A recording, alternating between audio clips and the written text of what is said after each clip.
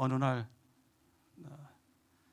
우리 남 총장님께서 전 남 총장님께서 우리 글을 같이 써야 되겠다 쓰는데 성경에 나오는 사람들이지만 이름이 없는 사람들 그 없는 사람들을 갖다가 이름 찾아줘야 된다.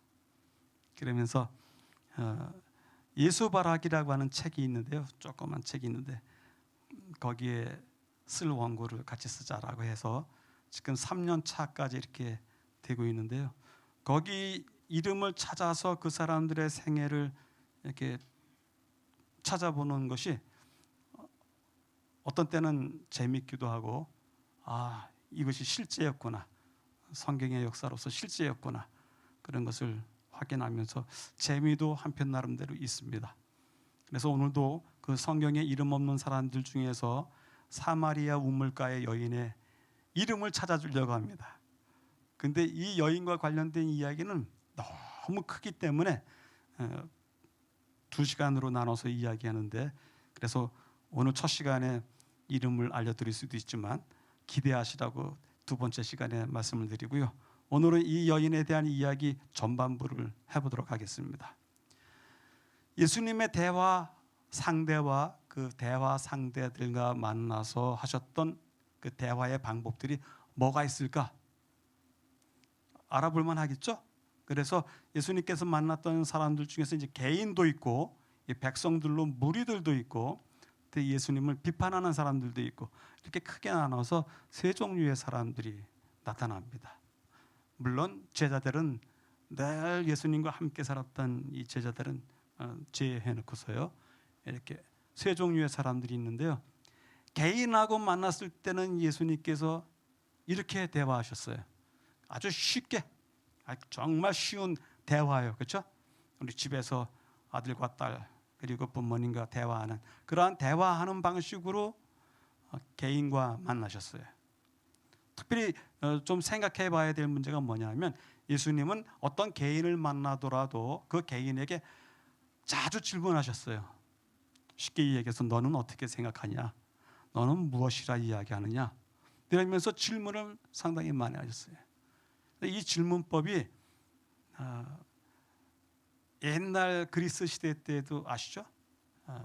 소크라테스의 질문법, 대화법 이렇게 얘기들도 하고 하시는데 어쨌든 질문이 예수님의 중요한 교육 중에 하나였습니다.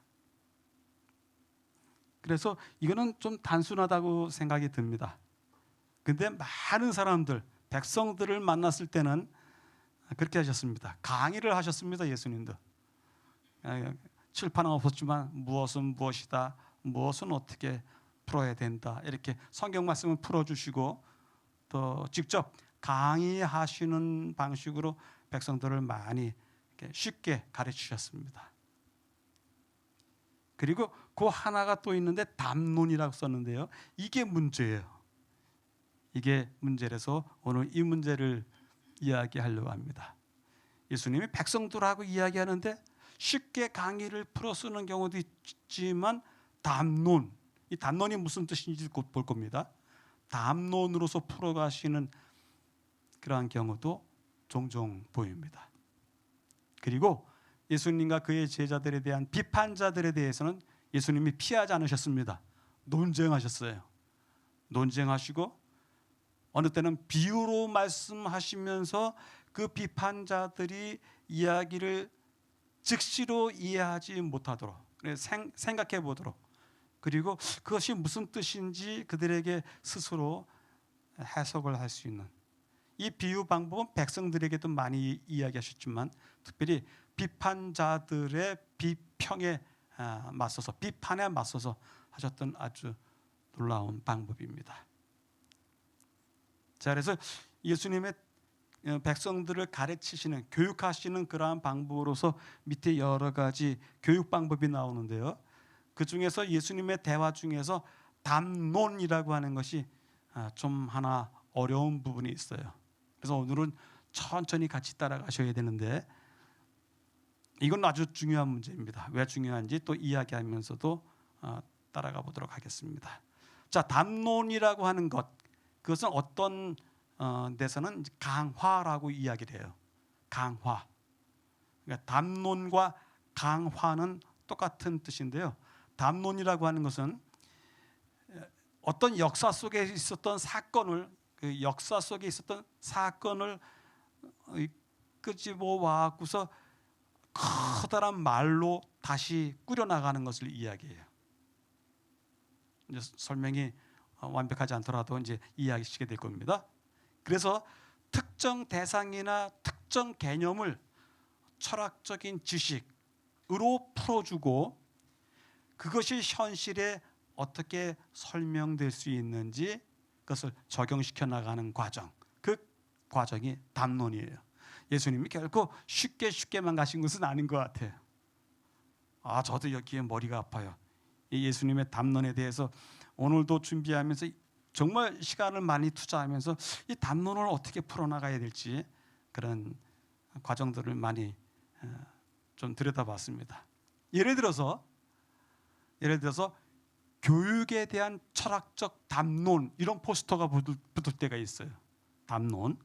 그러면 그 얘기는 무슨 얘기냐면 교육과 관련된 이야기가 얼마나 많습니까? 교육은 인류가 탄생된 그때서부터 지금까지 교육이라는 것이 있었어요. 그렇죠? 교육이 있었어요. 근데 그 교육 중에서 교육 철학은 무엇으로 가져야 될지, 아니면 교육 방법은 무엇으로 해야 될지, 그 큰 교육이라고 하는 광주리 안에 교육과 관련되어 있는 이것저것들을 담아요. 주제들을 담는데 그것이 너무 큰 광주리라서 담기에 부담이 많아요. 그래서 담론이에요. 제가 그냥 쉽게 표현하냐고 그런 것인데, 커다란 광주리에 하나의 단어를 갖다가 담는데 그것의 역사가 어떠니, 그것의 방법이 어떠니, 의미가 무엇이니, 이렇게 큰 이야기들을 큰 언어로 끌고 나가는 것을 갖다가 하나의 단어를 갖다가 커다란 범위 안에서 분석해 나가는 것을 담론이라고 그래요. 그래서 사랑에 대한 담론, 사랑이야 똑같잖아요. 인간이 탄생하는 그 당시서부터, 그때서부터 지금까지 사랑은 사랑과 관련된 숱한 역사들 말이죠. 이야기들. 그리고 사랑에 대해서 아직까지 정의가 확실해요? 아니거든요.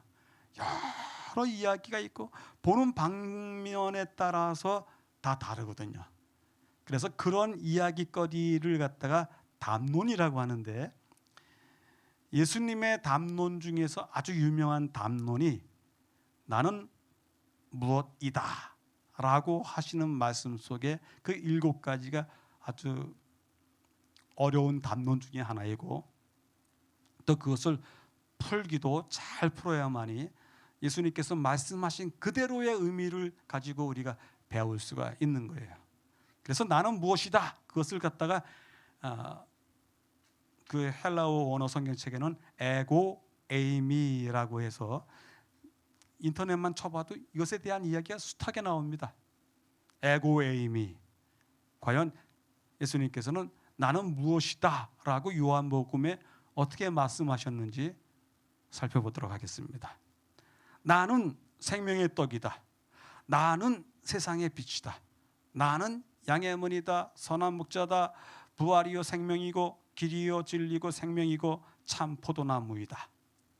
이것은 나는 생명의 떡이다 했을 때 나는 떡이다 하면 나하고 떡하고 거기 연관지어서 떡이 주는 어떤 유익에 대해서만 설명해도 풀어줘요. 근데 해피라면 떡은 떡인데 생명의 떡이에요. 우리가 생명의 떡 먹어봤어요? 우리 주변에서 그런 거 볼 수가 없잖아요. 근데도 불구하고 떡 이야기를 하면서 생명의 떡이다 이렇게 말씀하신 까닭이 무엇일까? 그러면 그것을 듣는 사람들이 금방 이해하고 알아차렸을까? 성경에 보면 생명의 떡 이야기 딱 하니까 백성들이 알아차렸어요. 어떻게 알아차렸어요? 광야에서 하늘에서 내린 떡을 먹었습니다. 모세가 준 떡을 먹었습니다. 그랬더니 예수님께서 야, 그걸 모세가 줬냐? 하늘에서 내려온 건데, 하나님이 주신 건데 무슨 모세가 너희들한테 떡을 주냐? 모세가 떡을 줬더라도 그것은 생명의 떡이 아니다. 떡은 하나님께서 주신 것만이 생명의 떡이 될 수 있다. 쭉 설명하시는데 오늘 그 설명을 한번 볼 겁니다. 제가 머리가 다 아파요. 어떻게 그 이야기를 따라가야 될지 머리가 다 아파요. 자, 세상의 빛이다 했을 때 그 빛에 대해서, 양의 문이다 했을 때 문에 대해서, 우리가 다 기본적인 개념은 갖고 있지만 세상의 빛이다 했을 때 그 세상의 범주와 세상에 비치는 빛으로서의 그 빛은 어떤 색깔이고 어떤 빛의 농도이고 그 모든 것들이 그 안에 많이 이야기되는 거예요. 그러기에 단순하게 나는 세상의 빛이다 이야기했을 때 단지 이 등선 위에서 마을에 내려 비치는 그러한 빛, 그러한 정도의 빛 말고 이 세상에 빛이 될 만한 것이 무엇인지에서부터 이야기하기 시작해서 예수님이 어떻게 해당되는지까지 쭉 이야기를 해야 돼요. 그런 이야기를 하는 것이 담론이라고 하는데, 이 담론은 어떤 사람이 혼자 나와서 하는 법은 절대로 없어요. 담론회, 어떤 미팅을 가졌어요. 어떤 무슨 담론하면 여기 패널들이, 진행자들이 쭉 나옵니다. 자기가 준비하고 또 자기가 발표하고 싶은 이야기거리를 가지고 맞춘 것도 아니에요. 자기 전공 영역과 관련되어 있는 입장에서의 발표거리를 가지고 나오는 거예요. 그래서 이 사람은 이렇게 보고 저 사람은 저렇게 보고 이렇게 보다 보니까 거기에 앉아서 듣는 사람들은 그렇구나, 이 이야기 속에 이런 것이 들어가 있고 그 속에 저 사람은 철학적으로 보고 이 사람은 수학적으로 보고 이 사람은 그것을 미학적으로 보고 참 여러 가지 방법이 있구나, 그런 것을 찾아내요. 그래서 우리 안식일 오후에 여러분들이 우리 진리햇불교회 안식일 오후도 시간을 아주 유익하게 보내고 짬을 다 내서라도 우리는 배우고자 하는 그런 교회이기 때문에 많이들 배우시는데, 어느 때는 이런 주제들을 하나 탁 던져놓고서 여러 사람이 준비한 것을 이야기하는 겁니다. 나는 이것을 이렇게 생각해 왔다, 이렇게 본다. 그러면 한 사람의 이야기보다도 7사람, 10사람, 20사람의 이야기를 들으면서 이제 서서히 그 베일이 벗겨지는 것을 보게 됩니다. 그런 것을 담론이라고 해요. 근데 성경책에 나오는 담론 중에서 어려운 게 2개 있어요. 2개의 담론이 있는데, 하나는 나는 생명의 떡이다 해서 떡의 담론, 떡의 강화가 하나가 어렵고, 2번째는 떡이 있으니까 이제는 뭐가 있어야 돼요? 물이 있어야 돼요. 떡 먹었으니까 물도 같이 먹어야죠. 그래서 물의 강화가 있어요. 그래서 떡의 강화는 요한복음 6장이 전체가 떡에 대한 이야기고, 요한복음 4장은 전체가 물에 대한 이야기예요. 그 전체가 물에 대한 이야기할 때 사마리아 여인이 그 안에 4장 안에 있고, 6장 안에는 한 사람이 있는 것이 아니라 백성들이 가득 있어요. 근데 그 백성들 전체에 대해서 예수님께서 떡의 강화를 이야기하십니다. 떡의 강화를 이제 발표하십니다. 자, 생명의 떡에 대한 이야기를 이제 전반부에 해야 될 것 같아요.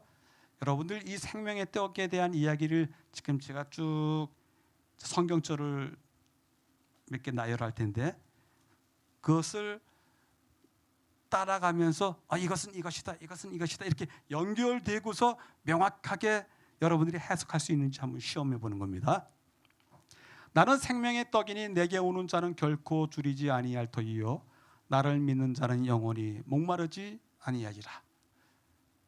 나는 생명의 떡이기 때문에 나한테 오는 자는 줄이지 않고 나한테 와서 나를 믿는 자는 영원히 목마르지도 않는다.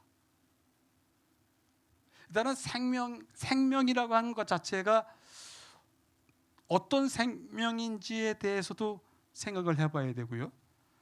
결코 줄이지 아니할 터이라고 했는데 과연 결코 줄이지 않는가 진짜? 예수님을 믿는 사람들은 다 지금 여러분들이 보신 바에 의하면 다 줄이지 않고 넉넉히 먹고 살았어요. 그러니까 그런 것들을 이제 질문을 해보면 어떻게 연결지어야 될지 생각이 나옵니다. 백성들의 반응이 뭐냐 하면 아니 요셉의 아들 예수가 아니냐, 그 부모를 우리가 아는데 자기가 지금 어찌하여 하늘에서 내려왔다 하느냐. 여기요, 자기가 지금 어찌하여 하늘에서 내려왔다 하느냐. 떡에 대한 설명을 하시면서 예수님께서 자신이 하늘에서 내려왔다고 하셨거든요. 그러니까 이런 데서 이제 이것에 대한 그 앞에 있었던 이야기에 대한 백성들의 충돌이 여기 있는 거예요. 이렇게 담론이라고 하는 것은 많은 사람들의 생각을 흔들어 놔요. 그래서 정말 그 사람이 생각이 있었던 사람인지 아니면 그냥 생각 없이 다녔던 사람인지 이것을 흔들어 놔요. 떡은 세상의 생명을 위한 내 살이라. 서로 다투어 이 사람이 어찌 능히 자기 살을 우리에게 주어 먹게 하겠느냐. 예수님이 또 생명의 떡에 대해서 말씀하시더니 하늘에서 내려왔다고 말씀하시더니 또 갑자기 떡은 내 살이다 그렇게 이야기해요. 그렇게 백성들이 또 어리둥절하는 거예요. 서로 다투어서 이 사람이 어찌 능히 자기 살을 우리에게 주어 먹게 하겠느냐. 이해가 안 가는 것입니다. 이해가 안 가는. 그래서 이러한 성경의 담론, 여러 역사와 하나님의 여러 섭리와 그들이 믿음으로 바라봐야 되는 그 세계와 그런 것들을 모두 담고 있는 예수님의 이런 담론들은 공부하려면 어떻게 공부해야 되냐면 각 여러분들이 걸려있는 이해할 수 없는 그 구절들에 대해서 질문하는 것입니다. 왜 떡이 갑자기 살로 변했지? 그 떡이 결코 줄이지 아니할 것인가? 아니 떡이면 떡 대신 거는 그나마 이해할 텐데 왜 갑자기 하늘에서 내려왔다고 말씀하시는 거지? 너무 어려워요. 따라가는 백성들이 너무 어려워요. 그래서 어떤 일이 벌어졌다고요? 이렇게 벌어졌어요. 그때부터 그의 제자 중에서 많은 사람이 떠나가고 다시 그와 함께 다니지 아니하더라. 이거 뭐예요? 예수님께서는 많은 사람들에게 구원을 베푸실 자로 오셨으면 많은 구원을 베풀 자들에게 이해하기 쉽게 그리고 당신에 대해서 착착착착 이렇게 논리적으로 각이지게 설명을 하신 다음에 다들 이해하도록 만드셔야 되는데 여기 보니까 그의 제자 중에서 많은 사람이 떠나갔다고 합니다. 다시는 주님과 함께 다니지 아니했습니다. 정말 어려워요. 생명의 떡에 대한 이야기는 어려운데 그 어려운 단계마다 하나씩 짚어봐야 돼요. 오늘 생명의 떡에 대해서 요한복음 6장 배웁니다. 저하고 다시 만나는 다음 달에는 이 떡에 대해서 여러분들이 많이 생각해서 말씀하실 것이 있으셔야 돼요. 이것만 한 2, 3주, 3, 4주 계속 생각하면서 답을 찾아봐야 됩니다. 생명의 떡에 관한 이야기의 성경절은 다 이래요. 나는 생명의 떡이니 내게 오는 자는 결코 줄이지 아니할 터이요. 우리가 아는데 어찌하여 하늘에서 내려왔다 하느냐. 조금 전에 읽기도 했습니다마는 하늘에서 내려온 떡은 곧 세상의 생명을 위한 내 살이라. 내 살을 먹고 내 피를 피까지 나오네요. 살을 먹으라고 피를 마시라고. 내 살을 먹고 내 피를 마시는 자는 내 안에 거하고 나도 그의 안에 거하리. 내가 아버지로 말미암아 사는 것 같이 나를 먹는 그 사람도 나로 인하여 살리라. 그때부터 제자 중에서 많은 사람이 떠나가고 함께 다니지 아니하더라. 그래서 여러분들이 예수님의 이야기하고 싶어 하시는 이 담론을 다른 거 말고요. 제가 다루는 떡에 대한 이야기하고 물에 대한 이야기 그 두 가지는 꼭 여러분들 스스로가 해결하시게 되길 바랍니다. 왜냐하면 이 생명의 떡과 관련되어 있는 이 담론 있지 않습니까? 이 담론을 보면 이 담론이 쫙 그 언덕에서 펼쳐지고 또 이렇게 설교되고 외쳐지고 이렇게 발표되고 난 다음에 무슨 일이 있었느냐? 두 가지 일이 있었어요. 한쪽은 의미를 모르기 때문에 떠나가는 것입니다. 대신에 여기 베드로가 이야기하기를 주여 영생의 말씀이 주께 있사오니 우리가 누구에게로 가오리까? 이 담론에 대한 태도 때문에 두 진영으로 나눠지는 겁니다. 어느 때는 종종 우리가 좀 먹기 어려운 이야기도 씹어서 그것이 뭐랄까요? 우리에게 영향이 될 수 있도록 그런 과정을 거쳐야 되지 않는가 생각이 들어요. 어느 때는 아주 혹독한 얘기도 듣고 그 혹독한 얘기를 받아들이는 연습도 해야 되고, 어느 때는 아주 칭찬하는 이야기를 듣더라도 그 칭찬을 숨기고 아주 아무 일 없었던 것처럼 내색하지 않은 그러한 표정도 보일 줄 알아야 되고요. 여러분들이 아시다시피 제가 종종 이제 탈무드 이야기하고 헤브라이즘 유대인들의 책에서 얻은 어떤 교훈들을 이야기하는데요. 그런 얘기가 있어요.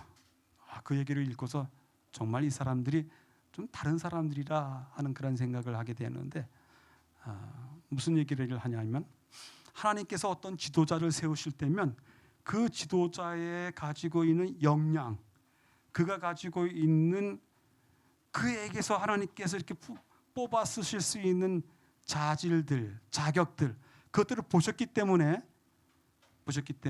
지도자를 삼으신대요. 그렇지 않고 하나님께서 뭐 아무나 한번 해볼래? 이거 아닌 것이, 하나님이 당신의 지도자를 삼을 때는 그 안에 있는 그것을 다 헤아리셨기 때문에 그것을 계산을 다 끝내신 다음에 이가 충분히 나의 이 일을 행할 것이다, 그런 걸 살피신 다음에 지도자로 뽑으신대요. 근데 문제는 어디 있냐면 지도자로 뽑힌 사람들, 인간이니까 말이죠. 지도자로 뽑힌 사람은 그 지도자됨에 대한 자기가 가지고 있는 하나님께서 이렇게 뽑아 쓰시려고 했던 그 자격, 그가 가지고 있는 역량, 그 어떤 것, 그것을 내보이기보다는 그것들을 가지고 있는 그 자체에 대해서 자랑하기 시작한답니다. 그래서 탈무드가 이야기하는 것이 무엇이냐면, 하나님은 지도자를 그 역량에 의해서 뽑지만 역량에 의해서 뽑힌 지도자는 자기 자랑하는 일로 인해서 하나님께서 세우신 계획을 망친다고 그렇게 교훈을 주고 있습니다. 이것을 왜 말씀드리냐면 그런 것들도 많은 담론 가운데 얻어낸 대답인 거예요. 교훈인 거예요. 자, 그래서 첫 번째 떡에 대한 이야기를 여러분들이 생각해 보시라고 제가 숙제만 드린 것이고요.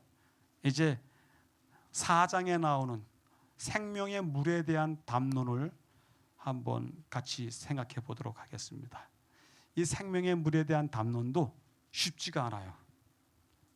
근데 놀라운 것은 그렇게 많은 사실 떡에 대한 담론은 왜 나왔어요? 예수님께서 오병이어의 기적을 행하시는 것을 보고서 그 자리에서 먹고 그것을 뜯어먹고 배가 불렀던 그 백성들이, 야, 우리가 저를 왕으로 모시면 우리가 되겠다 하는 생각 때문에 예수님을 갖다가 왕으로 추대합니다. 예수님은 백성들의 그러한 구호에도 불구하고 빠져나가십니다. 다음 날 예수님이 계신 곳으로 숱한 사람들이 모여듭니다. 예수님께서 말씀하십니다. 너희들이 나를 찾는 까닭은 어저께 먹었던 그 떡의 배부름 때문이지 어저께 있었던 그 표적이 무엇을 의미하는지 너희들이 알기 때문에 온 것이 아니다. 그렇게 말씀을 하세요. 근데 그래서 그 백성들은 그렇게 가버렸는데 이 담론에 모두 다 발이 걸려서 그냥 넘어졌는데 이 여인은 말이죠. 예수님과의 담론을 통해서 순식간에 바뀝니다. 순식간에. 그게 참 신기해요. 근데 그 담론이 쉽지가 않아요. 같이 보도록 하겠습니다. 생명의 물에 대한 담론이 이렇게 시작돼요. 내가 만일 하나님의 선물과 또 내게 물을 좀 달라 하는 이가 누구인 줄 알았더라면 내가 그에게 구하였을 것이야. 아니 처음 보는 사마리아 우물가의 여인에게 내가 만일 하나님의 선물과 또 내게 물을 달라 하는 이가 누구인 줄 알았더라면 이게 쉬운 문제는 아니에요. 그렇죠? 쉬운 문제. 갑작스럽게 이런 요구를 이런 선언을 들을 때 이 여인이 혹시 멘붕이 오지 않았을까 생각이 들어요. 내가 그에게 구했을 것이다. 이렇게까지 이야기해요. 그가 생수를 내게 주었으리라. 왜 갑자기 또 생수? 하나님의 선물도 생소하고 누구인 줄 알았더라면도 생소한데 갑자기 생수를 이야기하고 예수께서 대답하여 이르시되 이 물을 마시는 자마다 다시 목마려니와 그 다음에요. 내가 주는 물을 마시는 자는 영원히 목마르지 아니하리라. 그 속에 영생하도록 솟아나는 샘물이 됐더라. 이 구절 하나하나 다가 다 어려운 얘기. 처음 앉아서 예수님이 그 우물가에 앉으셔서 여인한테 이야기하기에는 적당하지 않은 단어들이 이야기거리들이 그래요. 그러니 이 여인이 하는 이야기가 무엇인지 한번 살펴볼까요? 내가 만약 하나님의 선물과 또 내게 물을 좀 달라 하는 이가 누구인 줄 알았더라면 내가 그에게 구하였을 것이요. 이 여인이 예수님께서 이렇게 말씀하실 때 바로 했던 이야기가 뭐냐면 유대인으로서 어찌하여 사마리아 여자인 나에게 물을 달라 하나이까? 유대인이 사마리아인과 상종하지 아니하더라. 이렇게 이야기해서 여인은 말이죠. 여인은 하나님의 선물도 관계없고 그가 누구인 줄 아는 것도 관계가 없어요. 이 여인은 그냥 평범한 한 인간이에요. 한 인간으로서 이제까지 관습에 따라서 사는 대로 사는. 그래서 유대인과 사마리아인은 서로 상종하지 않는다. 어떻게 나한테 물을 달라 하십니까? 두 번째요. 그가 생수를 내게 주었으리라. 예수께서 대답하여 이르시되 이 물을 마시는 자마다 다시 목마르려니와. 여인이 정말 이 이야기를 듣고서 참 여인이 기가 찬 거예요. 우물은 깊은데 어디서 당신이 그 생수를 얻겠사옵나이까? 우리 조상이 그 우물에서 짐승을 그 조상과 그 후손들이 다 마셨는데 당신이 야곱보다 크니까 지금 전혀 핀트가 안 맞아요. 이야기가 서로 맞지 않아요. 왜요? 예수님의 이 담론은 그 담론 자체로서 아주 깊은 의미 또 여러 가지 생각해 봐야 될 부분이 있는데 이 여인은 단지 자기의 살았던 삶의 방식대로 부딪히고 있는 것입니다. 내가 주는 물을 마시는 자는 영원히 목마르지 아니하리니 그 속에서 영생하도록 솟아나는 샘물이 되리라. 참 이상한 어떤 지나가는 나그네예요. 여러분들 그렇지 않겠습니까? 여러분들이 물길로 갔어요. 근데 물길로 가는데 이미 우물가에 앉아 있는 그 나그네가 나 물 좀 주시오. 어떻게 유대인이 나한테 물 좀 달라 합니까? 당신이 내게 물을 달라고 하면 내가 당신에게 생수를 주었을 텐데. 아니 이 우물은 벌써 몇 천 년간 써왔던 우물인데 당신이 야곱보다 큽니까? 내가 주는 물을 마시는 자는 영원히 목마르지 않다. 이 도대체 이해가 안 가는 거예요. 어떻게 영원히 목마르지 않지? 그 속에서 영생하도록 솟아나는 샘물이 어떻게 생긴다는 것이지? 이 샘물은 이 여인의 입장에서 이렇게 마음속에서 우러나오는 이 폭발해 나오는 어떠한 그 영적인 샘물보다도 바로 보고 있잖아요. 우물가에서 보고 있잖아요. 그런데도 불구하고 주님은 영생하도록 솟아나는 샘물이 되리라 말씀하세요. 그랬더니 주여 그런 물을 내게 주사 목마르지도 않고 또 여기 물길로 오지도 않게 하옵소서. 여러분들 여기 와서는 이제 이 여인이 무엇인가 낌새를 차린 건가요? 아닌가요? 저는 처음에 이 성경절을 읽으면서 여자가 드디어 예수님에 대해서 뭔가 낌새를 차렸다 그런 생각을 했어요. 근데 몇 번을 읽어보다가 생각이 바뀌었습니다. 왜냐하면 주여 그런 물을 내게 주사 목마르지도 않고 또 여기 물길로 오지도 않게 하옵소서. 이 이야기는 비아냥이에요. 예수님의 하시는 이야기에 대해서 비아냥되는 거예요. 진짜입니까? 그럼 나한테 물 주시죠. 그럼 내가 여기도 오지도 않고, 그렇죠?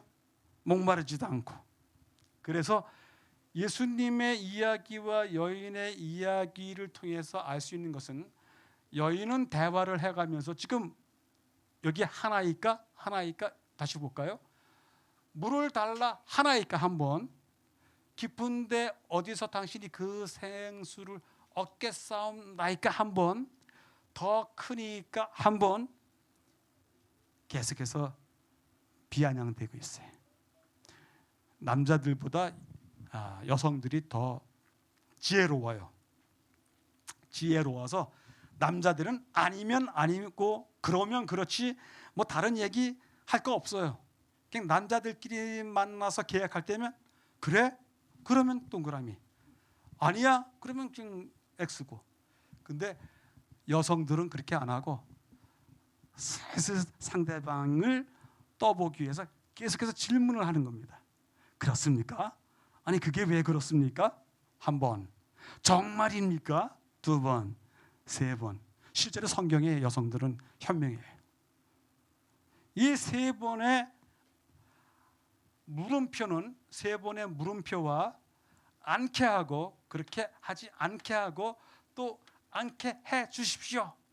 이것은 아직까지 예수님에 대해서 마음을 열었다는 것보다는 여인이 예수님이 누구인지 무엇인지 그분이 어떠한지에 대해서 깨닫지 못하고 있기 때문에 단지 유대인 나그네에 대해서 비아냥되고 있는 것입니다. 여기 볼까요? 떡의 강화, 요한복음 6장 우리가 이야기를 했어요. 지금 물의 강화 4장을 이야기했어요. 잘 보세요. 얼마나 똑같이 흘러가는지 보겠습니다. 결코 줄이지 아니할 터이여 영원히 목마르지 아니하리라. 내가 주는 물을 마시는 자는 영원히 목마르지 아니하리라. 똑같잖아요. 지금 이 이야기가 서로 똑같아요. 여인에게 조금 쉬운 이야기로 다가서는 게 아니에요. 나는 하늘에서 내려온 살아있는 떡이니 사람이 이 떡을 먹으면 영생하리라. 내가 주는 물은 그 속에 영생하도록 솟아나는 샘물이 되리라. 똑같아요. 표적을 보고 말하되 이는 참으로 세상에 오실 그 선지자라. 나중에 이제 백성들이 많이 모였을 때 백성들이 그렇게 이야기하는 것입니다. 여자가 이르되 주여 내가 보니 선지자로소이다. 똑같잖아요. 똑같이 진행돼요. 지금요. 떡의 강화에서도 그렇고 물의 강화에서도 똑같이 이런 얘기가 있습니다. 그런데 이쪽 사람들은 떡의 강화, 예수님께서 떡에 대한 설명을 쭉 하셨을 때 거기에 앉아 있었던 백성들은 결국 예수님을 떠났어요. 예수님을 떠났어요. 그리고 다시 오지 않았어요. 너무 어려워. 저걸 어떻게 이해하고 예수님을 믿는다는 말이지. 너무 어려워.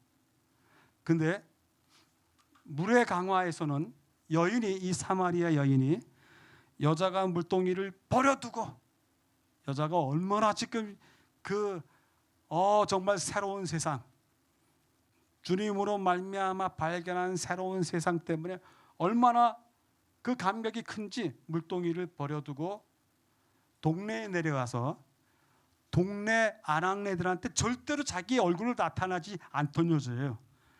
절대로 동네 여인들과 섞이지 않으려고 그 대낮에 물길로 왔던 여인이 동네에 내려가서 골목골목 소리치면서 나 좀 보소, 나 좀 보소예요. 그리고서 와서 보라. 이런 그리스도가 아니냐 하니 그들이 동네에서 나와 예수께도 오더라. 완전히 다른 결과를 보여주고 있어요. 이 똑같은 담화 속에서도 한쪽은 예수님을 버리고 한쪽은 그 감격 때문에, 예수님을 만난 감격 때문에 이렇게 끝을 맺습니다. 어떤 일이 있었을까요? 우리 잠깐 여러분들의 생각을 한번 들어보고 싶어요. 과연 떡의 강화를 했을 때 그 이야기하고 물의 강화를 했을 때 이야기했을 때 그 이야기에 어떤 차이점이 있고 무슨 뭐랄까요? 전기? 이 터닝 포인트, 어떤 티핑 포인트라고 그러죠. 이렇게 쫙 올라가다가 어느 꼭지점에 딱 이르러서 완전히 다른 상황을 맞이하는데 그것을 티핑 포인트라고 하는데, 자, 저쪽 건 쉬워요. 떡의 강화는 쉬워요. 왜? 이해하지 못하니까 떠나간다. 이렇게 하면 돼요. 자, 그러면 이쪽에 물의 강화에 있었던 이 사마리아 여인, 이 여인에 대해서 이제 다음 시간에 이야기할 텐데요. 과연 이 물의 강화 속에 있는 여인은 어떤 터닝 포인트가 있었을까요? 무엇 때문에 이렇게 바뀌었을까요? 이렇게 조용해지는 게 맞는 것입니다. 아직까지 한 번도 생각해보지 않았던 문제이기 때문에 조용해지는 게 맞는데, 전 여기 오면 여러분들 아무에게나 막 할 수는 없어도 우리 홍기도 지사님한테는 막 할 수 있어요. 왜냐하면 요만했을 땐 제가 그랬기 때문에. 자, 홍기도 지사님이 한마디만 해주세요. 이 여인에게 무슨 변화가 있었을까요?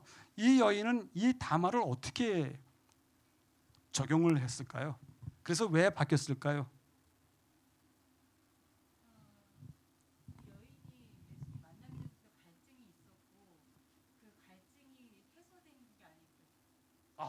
갈등이 해소됐다. 그러니까 갈등, 자기 자신에 대한, 자기 삶에 대한 어떤 갈등. 그 갈등이 이러한 이야기 속에 그 포인트가 있는 거예요, 그렇죠? 사실은 예수님이 말씀하시면서 이 말씀 자체는 매우 어려워요. 내가 주는 물을 마시는 자는 영원히 목마르지 않는다. 내가 주는 물은 그 속에서 영생하도록 솟아나는 샘물이 되리라. 이런 말의 표현은 다들 어려운 표현이고 또 잘 이해가 안 되는 표현인데, 물을 이야기한다. 물을 이야기해야 되는 이유가 뭐예요? 물을 이야기하는 이유, 물이 필요한 이유 뭐예요? 목마름이에요. 목마름. 목이 마르기 때문에 물이 필요한 거예요. 제가 언젠가 한 번 말씀드렸던 것 같은데, 뭐 신학생이었으니까 뭐 정치 집회 같은 데 나가고 또 데모하러 나가고 그런 건 전혀 몰랐습니다. 그저 이 불암산 밑에서 도나 닦고 있는 그런 신학생이니까 뭐 그런 거 전혀 모릅니다. 그런데 어느 날 명동을 나갔는데요. 그때 책을 사러 나갔던 것 같아요. 명동을 나갔는데 명동 성당 그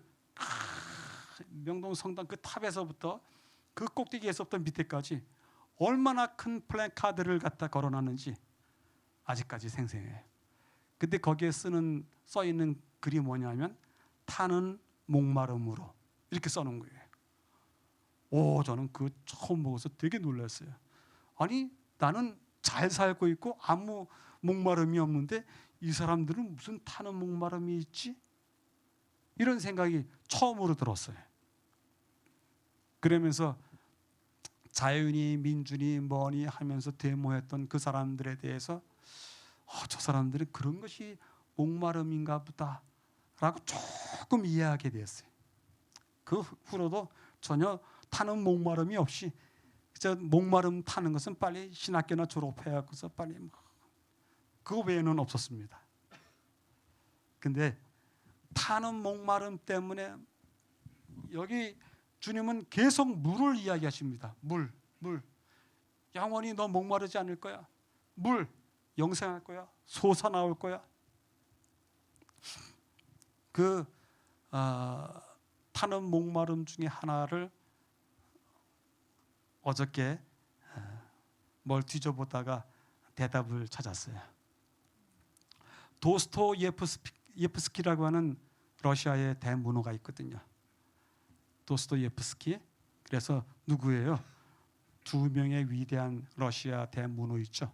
그 중에 한 사람인데 그 사람이 쓴 소설책 이름이 뭐냐면 영원한 남편이에요. 영원한 남편. 근데 그 영원한 남편에 대한 줄거리가 약간 나와 있더라고요. 그러면서 이 이야기와 더불어 생각을 해봤더니 이 여인에게는 영원한 남편이 없었어요. 영원한 친구로서의 남편. 영원히 같이 있어도 될 만한 그러한 남사친, 남자 사람 친구. 영원한 것이 없었습니다. 5번씩이나 남자가 떠났습니다. 어쨌든 그 얘기는 다음번에 하겠지만 그런 것이 그 여인의 인생의 목마름으로 계속 남아 있었던 것입니다. 우리는 우리 자신에 대해서 어떤 목마름이 여러분들이 있으신지요? 여러분들은 그러한 목마름을 어떻게 해소하려고 노력하시는지요?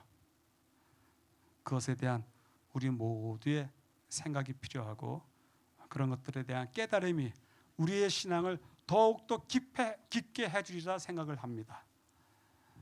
어려운 문제를 어느 때는 정면 돌파하면서도 배워야 될 필요가 있습니다. 특별히 성경 말씀은, 하나님의 말씀은, 주님의 말씀은 그 어렵다고 하는 것만큼 아주 깊은 이야기, 그리고 더 빛나는 빛들, 그런 것들을 받을 수 있습니다. 모쪼록 우리가 성경 말씀을 가까이 할 때 말씀 속에서 감추어져 있는 뜻들, 그런 주님의 어떤 은혜의 빛들을 찾아내시게 되기를 바랍니다.